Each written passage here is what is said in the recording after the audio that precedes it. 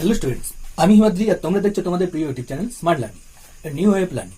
Students, আজকে আমরা class 10 এর লম্ববৃত্তাকার চোঙ করাবো। লম্ববৃত্তাকার চোঙ আগে দেখো, লম্ববৃত্তাকার চোঙ একটা ঘনবস্তু।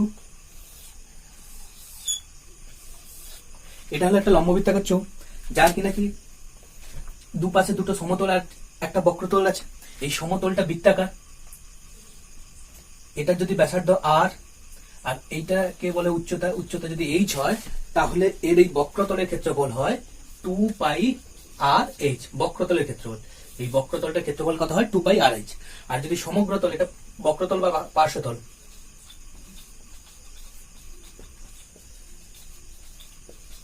বক্রতলের ক্ষেত্রফল 2 পাই আর এইচ। যদি হচ্ছে সমগ্রতলের ক্ষেত্রফল বলি,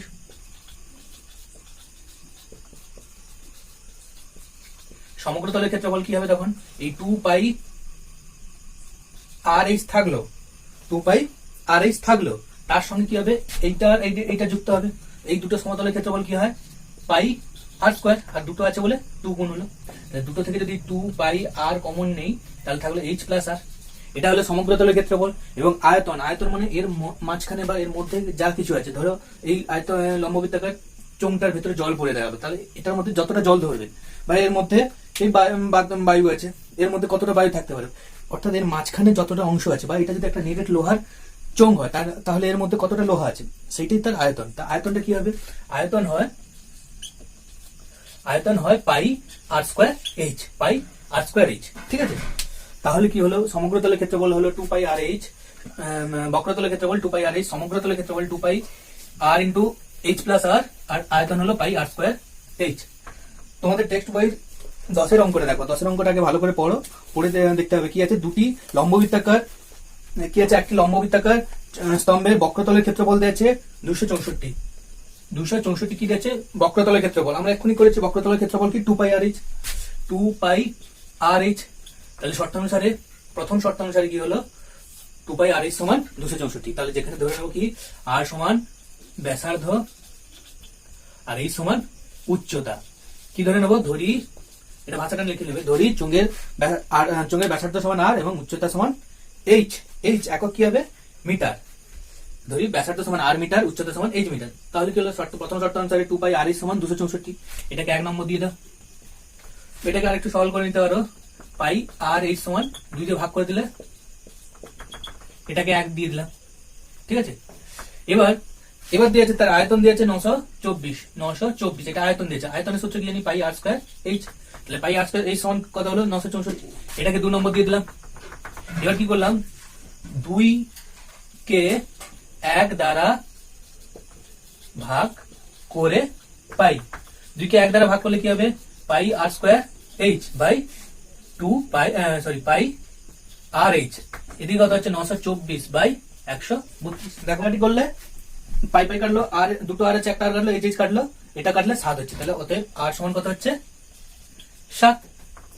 আর এর মানটা যদি 1 নম্বরে বসিয়ে দিই কি হবে? 1 নম্বরে আর এর মান বসিয়ে, পাই ছিল, পাই মানে 22 7, আর মানে 7, এইচ সমান কত? 132। এই 7 7 কাটা গেল, এই 32 এখানে কাটলে 32 6, তাহলে এইচ সমান কত হলো? 6। তাহলে কি হলো? আর হচ্ছে ব্যাস হচ্ছে, ব্যাসার্ধ হচ্ছে 7 মিটার, হচ্ছে ব্যাসার্ধ 7 মিটার। তাহলে উত্তর চাইছে থাকবো ব্যাসের দৈর্ঘ্য কত। তাহলে অতএব চোঙটির ব্যাস সমান 7 গুণিতক 2 সমান 14 মিটার। উচ্চতা সমান কি হলো? 6 মিটার। ঠিক আছে, 11 অঙ্কটা দেখো। 9 মিটার উচ্চতা বিশিষ্ট একটি লম্ববৃত্তাকার ট্রাঙ্ক, সম্পূর্ণ জলপূর্ণ আছে। 6 সেমি দৈর্ঘ্যের ব্যাসের একটি পাইপ দিয়ে মিনিটে 215 মিটার বেগে জল বের হয়। তাহলে মিনিটে 215 মিটার বেগে জল বের হয়, এটার মানে কি?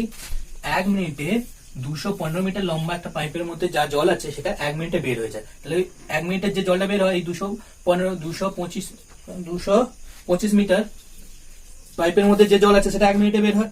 তাহলে এইরকম ভাবে যদি 36 মিনিট জল বের হয়, তাহলে কতটা জল বের হবে? তাহলে 200, যদি এটা 1 মিনিটে বের হয় কত? 215 মিটার লম্বা পাইপের জল, তাহলে 36 মিনিটে কত বের হবে? 225 ইন্টু 36 মিটার লম্বা পাইপের হচ্ছে জল বেরোবে 36 মিনিট, তাই কিনা বলো? তাহলে কি হচ্ছে? পাইপের ব্যাসার্ধ কত হবে? দেখো ব্যাস দেওয়া আছে 6 সেমি, 6 সেমি ব্যাস দেওয়া আছে, তাহলে ব্যাসার্ধ কত হবে 6/2, 3 সেমি, অর্থাৎ কিনা 0.03 মিটার। সবগুলোকে মিটারে করে নিলাম, 0.3 মিটার। তাহলে হচ্ছে এই যে 36 মিনিটের যে জলটা বেরোবে তার আয়তন কত হবে? আয়তনের সূত্র জানি কি হয়, পাই মানে 22/7 পাই আর স্কোয়ার, আর মানে 0.03 ইন্টু 0.03 ইন্টু এইচটা কত হবে? এইচটা হবে 225 ইন্টু 36। কেন? এত মিটার কেন হলো? এটা হচ্ছে 1 মিনিটে বেরোয়, 36 মিনিটে এত মিটার লম্বা জলের মধ্যে, পাইপের মধ্যে যে জল আছে তার মানে ওই পাইপের দৈর্ঘ্যটা ওইটা, এটা আয়তন। ঠিক আছে, এই আয়তন জল বেরিয়ে গেছে। তাহলে দেখো এবার কি বলেছে, সমস্ত জল বেরিয়ে, তাহলে ট্যাঙ্কের ব্যাসার্ধ নির্ণয় করো। দেখো ব্যাসার্ধ, এটা পাইপ মান বসানোর দরকার নেই, কেটে যাবে পাই। ঠিক আছে, ট্যাঙ্কটির উচ্চতা দিয়ে আছে 9 মিটার, ধরি ট্রাঙ্কের ব্যাসার্ধ কত ধরে নেবো? আর তাহলে ট্রাঙ্কের মধ্যে যে জলটা ছিল সেটা 36 মিনিটে বেরিয়ে যায়, তাহলে ট্রাঙ্কের আয়তন কত? পাই আর স্কোয়ার, এইচ মানে এখানে 9 মিটার দিয়ে আছে, কত? 9 মিটার, এটা আয়তন। আর হচ্ছে অন্যভাবে আমরা আয়তন বের করেছি, পাই ইন্টু 0.03 ইন্টু 236। হ্যাঁ, তাহলে এই পাই কাটলো, 9টা সেদিকে গেলে কি হবে? তাহলে আর স্কোয়ার ইকুয়াল টু কি হবে? এটা দশমিক তুলে দিলে 100 হয়ে যাবে। ঠিক আছে, তাহলে কি হবে? 3 ইন্টু 225 ইন্টু 36 বাই 100 ইন্টু 9। এই আর স্কোয়ারটা এদিকে চলে এলে রুট ওভার হয়ে যাবে, তার মানে দুটো 3-এর জন্য একটা 3, 225 মানে 15 বর্গ, 36 মানে 6, এখান থেকে দুটো 100-এর জন্য একটা 100 হলো, একটা 9 হলো, 3-3 9, 3-2 6, তাহলে 15-2 30, 30/100 মানে 0.3, তাহলে 0.3 মিটার। 0.3 মিটার হচ্ছে পাইপটার ব্যাস। ব্যাসার্ধ বার করতে বলেছে, তাহলে 0.3 ডেসিমিটার, 0.3 মিটার। তাহলে ব্যাস, পাইপের ব্যাসার্ধ কত হলো? পাইপের বলছি, ট্রাঙ্কের ব্যাসার্ধ কত হলো? 0.3 মিটার। তাহলে ব্যাস কত হবে? 2 দিয়ে গুণ, 0.3 ইন্টু 2 তখন 0.6 মিটার। 18 অঙ্কটা দেখো, একদম শেষের অঙ্কটা 18। একটি লম্ববৃত্তাকার ফাঁপা চোঙের বহির ব্যাসের দৈর্ঘ্য দিয়েছে, বহির ব্যাস কত দিয়েছে? 16 দিয়েছে, তার মানে কি ব্যাসার্ধ কত? 8, এটা কত? 8, এবং হচ্ছে কি দিয়েছে? অন্তর ব্যাস হচ্ছে 12, তার মানে এটা কত? 6। ঠিক আছে, এবং হচ্ছে তার উচ্চতা কত দিয়েছে? 36 সেমি, চোঙটির উচ্চতা কত? 36 সেমি, এইখান থেকে এটা কত? 36। ঠিক আছে, তাহলে এই চোঙটিকে গলিয়ে 2 সেমি দৈর্ঘ্যের ব্যাস বিশিষ্ট এবং 6 সেমি দৈর্ঘ্যের কতগুলো নিরেট চোঙ তৈরি করা যাবে। তাহলে এটাকে গলিয়ে কি করব? আমরা নিরেট চোঙ তৈরি করব, যার ব্যাসটা কত? 2 এবং হচ্ছে উচ্চতা কত? 6। ঠিক আছে, তাহলে দেখো এই যে চোঙটা আছে এটাকে গলালে, অর্থাৎ এর মধ্যে যে পরিমাণ লোহা আছে সেই লোহা থেকেই এই ছোট চোঙগুলো তৈরি করা হবে, অনেকগুলো, কতগুলো হবে জানি না, তৈরি করা হবে। তার মানে এই যতগুলো নিরেট চোঙ তৈরি করা হবে তার যে আয়তন, আর এই বড় গোলকটাকে গোলালে যে আয়তনটা হবে, দুটো সমান, অর্থাৎ এটার আয়তন আর এই ছোটগুলো সমস্তগুলোর আয়তন সমান হবে, সেটাই আমরা করবো। ধরে নিই এখানে কি ধরি, n সংখ্যক চোঙ তৈরি করা যাবে, নিরেট চোঙ, n সংখ্যক নিরেট চোঙ তৈরি করা যাবে। তাহলে বড় বা ফাঁপা চোঙের আয়তন, দেখো আয়তনটা কিভাবে বের করছে, দেখো এখানে, দেখো এখানে যেহেতু ফাঁপা চোঙ, তার মানে এর আয়তনটা এই পোর্শন তো ফাঁপা, কিছু নেই। তাহলে এইটার আয়তন বের করতে হলে, এই পুরোটার আয়তন বের করতে, এর মধ্যে লোহা কোন জায়গাটা? এই পোর্শন গুলো আছে, ঠিক আছে, এই পোর্শনটা ফাঁকা। তাই এইটার আয়তন বের করতে গেলে আমরা কি করব? পুরোটার আয়তন থেকে যদি আমরা এই আয়তনটা বের করি, এখানে দুটো চোঙ আছে মনে করি, এই পুরোটার আয়তন থেকে এই ছোট চোঙটা যদি আয়তন বাদ দিয়ে দিই, তাহলে হচ্ছে আয়তন পাওয়া যাবে। সেটা হচ্ছে, দেখো বড় চোঙটার আয়তন কি হয়?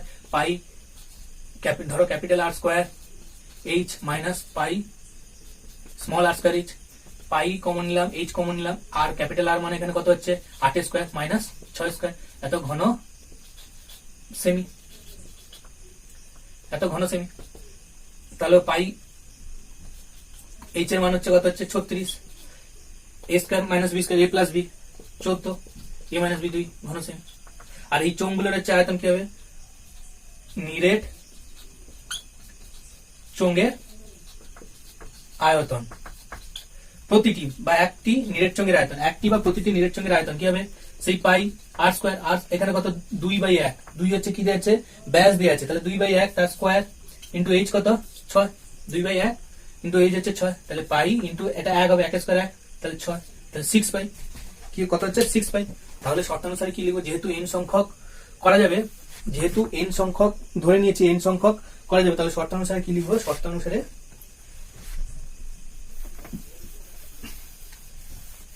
তাহলে শর্তানুসারে কি হবে, n ইন্টু n সংখ্যক কতগুলো আছে, প্রত্যেকটার আয়তন যদি 6 পাই হয়, তাহলে n টার আয়তন হচ্ছে 6 ইন্টু n ইন্টু 6 পাই সমান কি হবে, পাই ইন্টু বড় গোলকের আয়তন পাই ইন্টু 36 ইন্টু 14 ইন্টু 2। তাহলে এখান থেকে n সমান কত হবে, পাই ইন্টু 36 ইন্টু 14 ইন্টু 2/6 পাই। পাই পাই কাটছে, 6 6 কাটবে, তাহলে n সমান কত হবে,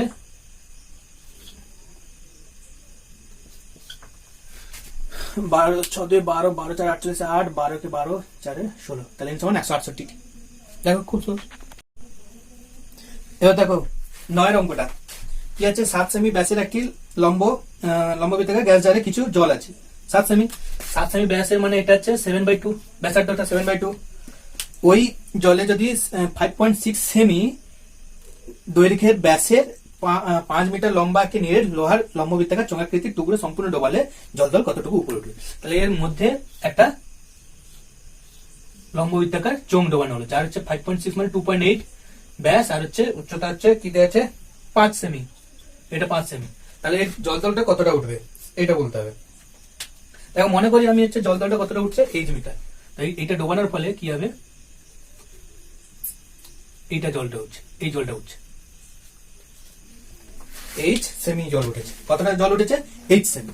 তার মানে আমরা আর্কিমিডিসের সূত্র থেকে জানি কোন বস্তুকে যদি তরলে নিমজ্জিত করা হয়, বস্তুটার সম আয়তন জল সে কি করবে, অপসারণ করবে। তাহলে এই বস্তুটা ডোবানোর ফলে এর সম আয়তন জলটা অপসারণ করছে, এই জলটা, তাহলে এই জলটার আয়তন আর এইটার আয়তন সমান হবে, তাই। তো সেই ক্ষেত্রে দেখো, তাহলে এই জলটার আয়তন কি হবে, আমরা জানি এইটা একটা দেখো আবার একটা চোঙ তৈরি করছে, যার ব্যাস হচ্ছে 7/2 এবং হচ্ছে উচ্চতা এইচ। তাহলে ধরে নেবো কি, মনে করি জলতল এইচ সেমি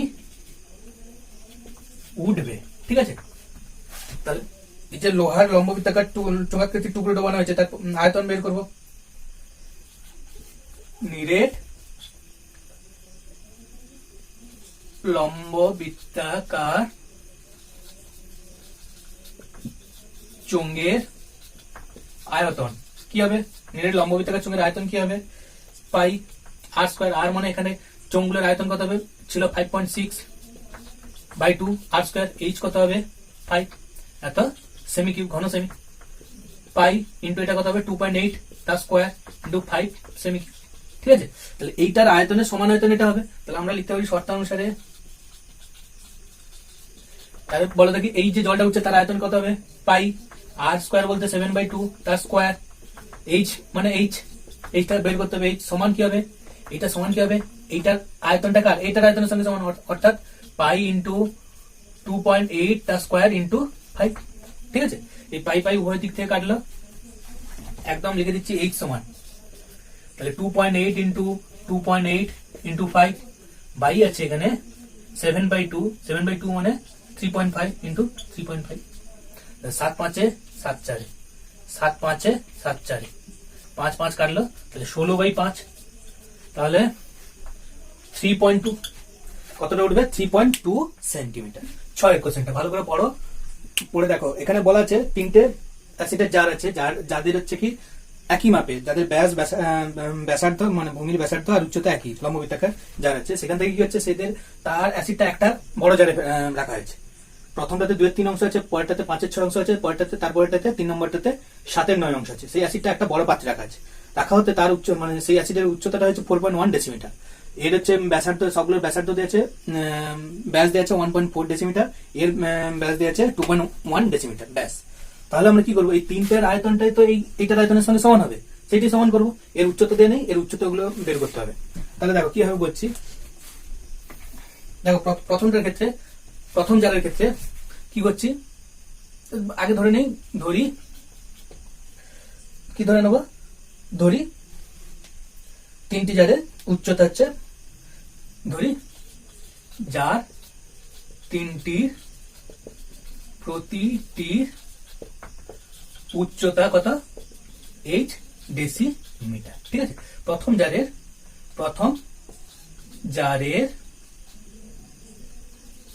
রাখা অ্যাসিডের আয়তন, প্রথম জারের রাখা অ্যাসিডের আয়তন কি হবে, pi R square H into কত হবে, 2/3। কেন 2/3 অংশ আছে, পুরোটা নেই, 2/3 অংশ তার অ্যাসিড আছে। এরকম দ্বিতীয় জারে রাখা অ্যাসিডের আয়তন কত হবে, এর সঙ্গে পাই আর স্কয়ার এইচ এর সঙ্গে কত হবে, 5/6। এরকম তৃতীয় জারে রাখা অ্যাসিডের আয়তন কত হবে, pi R square H into কত হবে, 7/9। ঠিক আছে, তাহলে এই তিনটি জারে রাখা অ্যাসিডের আয়তন কত হবে, তিনটি জারে রাখা অ্যাসিডের আয়তন কত হবে,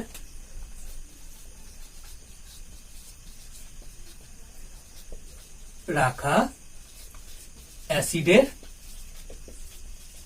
আয়তন কত হবে, pi R square H into, দেখো দেখি পাই আর স্কয়ার এইচ তিনটে থেকে কমন নিয়ে নিলে থাকে 2/3 যুক্ত 5/6 যুক্ত 7/9, 2/3 যুক্ত 5/6 যুক্ত 7/9। তাহলে পাই থাকলো, আর জানি আমরা জারগুলো হচ্ছে ব্যাসের দৈর্ঘ্য দিচ্ছে, ব্যাসার্ধ কত হবে 1.4/2, এইচটা বের করতে হবে। আর এটা লসাগু করলে কত হয়, 3 6 9 লসাগু কত হয় 18, 3 6 18 মানে 12, 6 3 15 আর 9 2 18 মানে 14। তাহলে কি হচ্ছে, তিনটি জারের আয়তন কত হচ্ছে, তাহলে pi into 0.7 pi R square 0.7 square into H into কত হচ্ছে 41/18। এটা কি এককে কি আছে, ডেসিমি, তাহলে ঘন ডেসিমি। ঠিক আছে, এবার বড় জারের আয়তন কত হবে, তাহলে আমরা শর্তানুসারে লিখতে, এই তিনটে যা আয়তন সেটাতে বড় জারের ঢালা হয়েছে, তাহলে বড় জারের আয়তনের সঙ্গে সমান হবে। তাহলে শর্তানুসারে pi into 0.7 square into H into 41/18 সমান কত, বড় জারের আয়তন পাই আর স্কয়ার, বড় জারের আর কত আছে, দেখো বড় জারের ব্যাস দিয়ে আছে, ভালো করে লক্ষ্য করবে, ব্যাস দিয়ে আছে, ব্যাসার্ধ বার করতে হবে। তিনটি জারে একটা বড় জারের ব্যাসার্ধ কত আছে 2.1/2 তার স্কয়ার, পাই আর স্কয়ার এইচটা কত হবে, এইচটা হচ্ছে 4.1। ঠিক আছে, তাহলে এই দুই দিক থেকে পাই কাটলো, তাহলে একদম এইচ সমান কত হবে, দেখো 2.1 ইন্টু 2.1 4.1, এদের নিচে কি ছিল 2 ইন্টু 2, আর এটা এলো 0.7 ইন্টু 0.7, আর এটা উল্টে যাবে, 18টা উপরে আসবে, 41টা নিচে আসবে। ঠিক আছে, এই দশমিক তুললে এখানে কি হবে, একটা 10 হবে, 41 কাটাকাটি হলো, দেখো 7 3 41, 7 3 41, 2 9 18, আর কোথায় যাচ্ছে না, তাহলে 9 9 81/20, 81/20 কি হয়, 2 দিয়ে ভাগ করলে কত হয়, 2 4 41.5 মানে 4.05, কত হচ্ছে 4.05। তাহলে কত জারগুলোর উচ্চতা কত, 4.05। তো এইভাবে বাকি অঙ্কগুলো করো। আমি তোমাদের এই চ্যাপ্টার থেকে ইম্পর্টেন্ট অঙ্কগুলো করে দিলাম। কোনো অঙ্ক যদি এই চ্যাপ্টারের কোনো অঙ্ক যদি না পারো বা বুঝতে অসুবিধা হয় কমেন্ট করে জানিও, পরের ভিডিও আমরা ওই প্রবলেমগুলো সলভ করে দেবো। Thank you.